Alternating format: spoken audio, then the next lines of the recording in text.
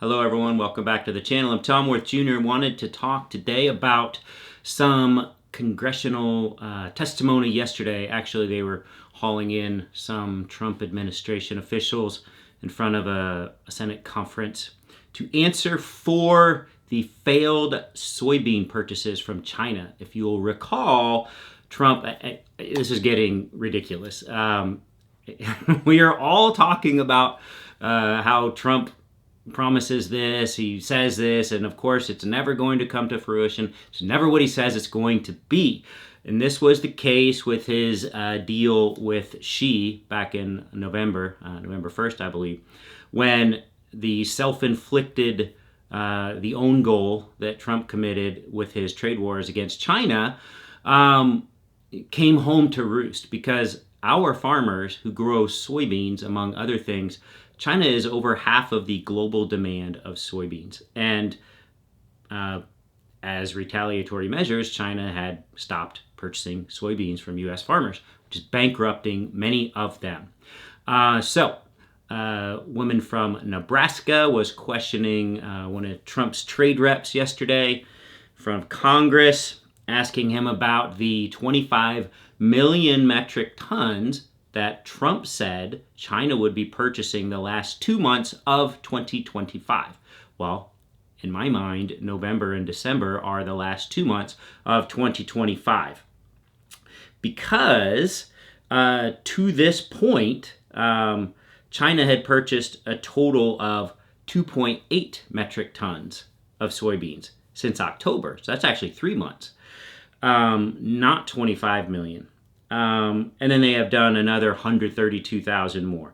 So 2.85 plus another 132,000, still less than 3 million metric tons will have been purchased by the end of this year, not 25 million. What gives, right? Well, this guy thanked the Nebraska senator for pointing out this discrepancy, because he said it is, in fact, a discrepancy, and farmers have been asking us about this. So thank you for pointing this out, Senator.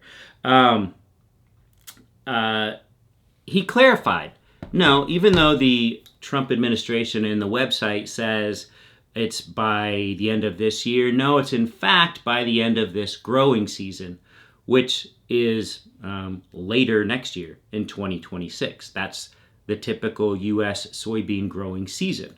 So later next summer, 2026. However, even giving room for that lie is all some big misunderstanding. It really were meant by the end of this growing season. Well, this growing season wasn't underway when this deal was announced. So they never meant it as that. But the website does say 25 million in the last 2 months of 2025, 25 million metric tons would be purchased. And in addition to that, it would be another at least 20, I'm reading directly from the fact sheet. Beijing will, quote, also purchase at least 25 million metric tons of U.S. soybeans in each of 2026, 2027, and 2028. That's in addition to the 25 million in the last 2 months of 2025. So that's 4 years worth. But now you're saying, well, it doesn't actually start until next year. So what happened? Like, that's 100 million, 25 million each for 4 years. Well, if you've just now removed here a week and a half into December this year's, now, I don't know, the math doesn't add up, which could explain why the Trump administration has had to give a $11 to $12 billion bailout. I think it was $12 billion to U.S. farmers, just announced. 11 billion of that 12 billion will be direct payments to U.S. farmers. Why? Because they are all going bankrupt. At least the soybean farmers are. It's not just soybeans, but those are the hardest hit. There's a Nebraska senator questioning this dude.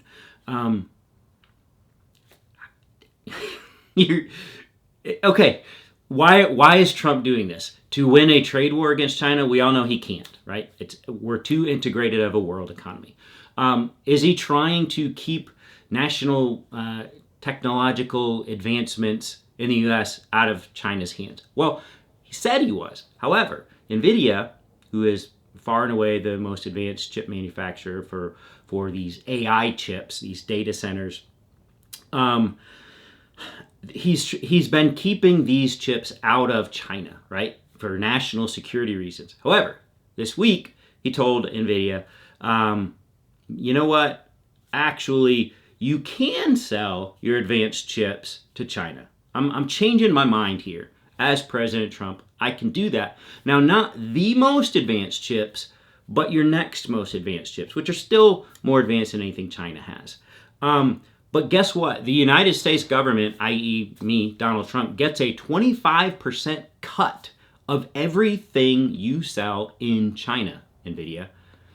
Okay, how is this not a command economy? How is that not just a banana republic? How is that not any of these things?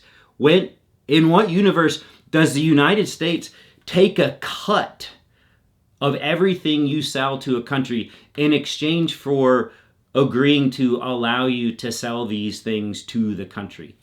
Has this happened before?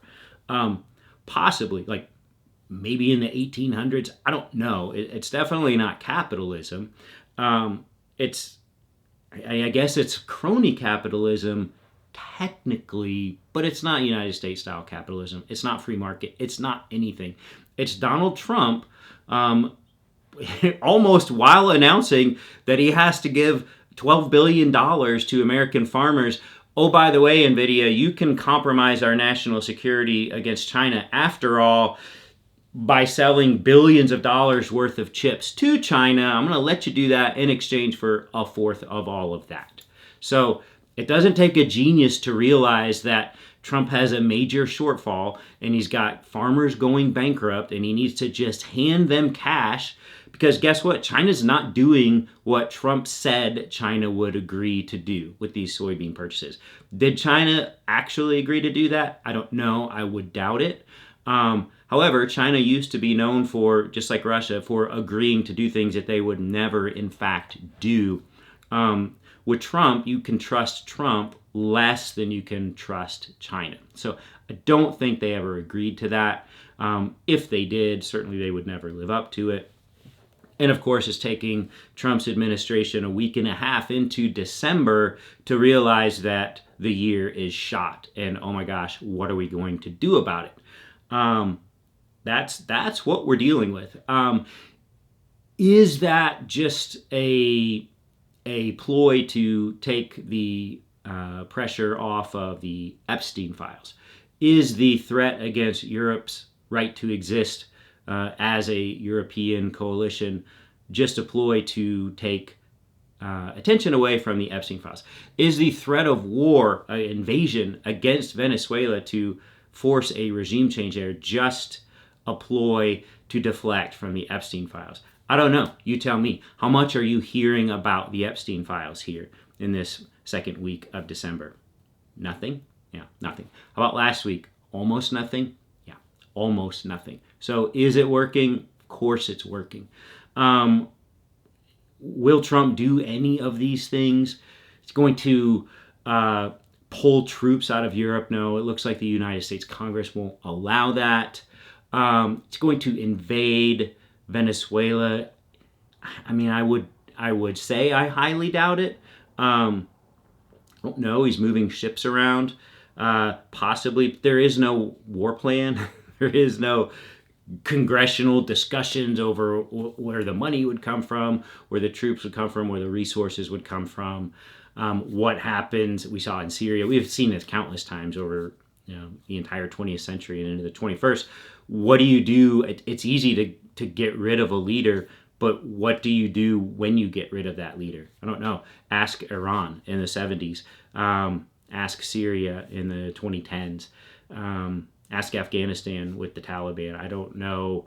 There's not a plan there. So this is all just a ruse. I think these are all just ploys to distract from his only real threat to his entire presidency, which is the release of the Epstein files. We're not hearing about it. Okay, it's that simple. Okay, that's it for today. Please like and subscribe if you would. I've got another selling point here on the like and subscribe. Even if you don't need to see my videos right now, if you do give this a like, then YouTube is so smart that they are going to give you more videos like this. So if you love seeing people who attack Donald Trump, who ridicule all of his policies and call them out for what they are, and point out things that other main media outlets are not talking about yet. I do see a lot of what I talk about discussed later, sometimes days later, sometimes weeks later. Today I'm seeing more people talk about the Pope Leo visit. Overnight I'm seeing more people talk more about the National Security Strategy paper. Not saying I'm breaking any news. I'm not. I'm not boots on the ground here, but I do go search out things that other channels aren't talking about all over the place just yet, because that's not interesting to me. In my mind, by the time everybody's talking about it, like it's no fun. I'm moving on to whatever the next thing is. So, but I love this stuff, and I do appreciate all your support, and we will talk later.